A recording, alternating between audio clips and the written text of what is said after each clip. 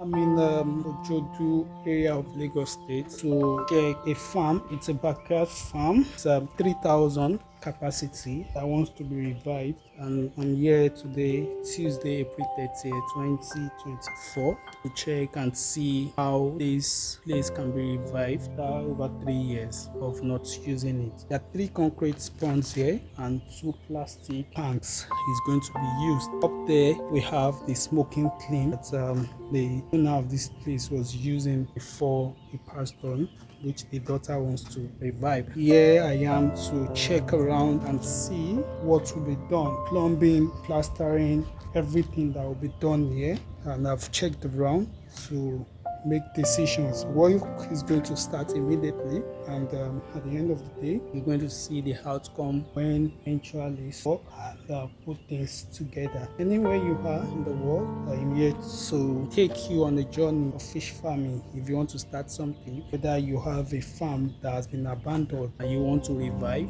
or you just want to start from beginning, send me an email or send me a WhatsApp message to the number showing on the screen, and we're going to bring your dream reality. Keep on following, keep up watching. If you have not subscribed, subscribe to the channel and follow this journey.